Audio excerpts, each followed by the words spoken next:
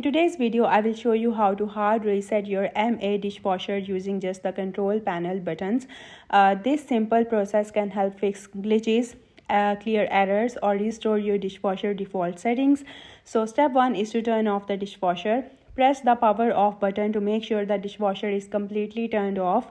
Now press and hold the start button. While still holding it, press the power on button at the same time. Keep holding the start button for a few more seconds. You will see the control panel light up. Give it a few seconds. The dishwasher will automatically reset and finish initializing.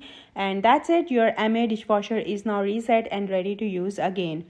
If you have a Miele G6 100 model, here's the factory reset method that goes a bit deeper. Now you need to turn the dishwasher off and press and hold the start button, then press power on while still holding it. Keep holding for 4 seconds until the start indicator lights turn on.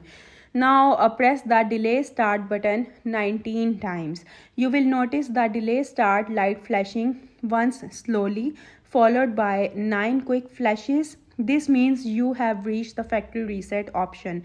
Press the start button one more time to confirm. The dishwasher will now restore all settings to their original factory defaults. Finally, press the power off button to turn the appliance off, and you're done. Your Miele G6 100 dishwasher is now fully reset and ready for a fresh start. If this video helped you out, don't forget to like, subscribe, and leave a comment if you have any questions or other models you would like me to cover. Thanks for watching, and I will see you in the next one.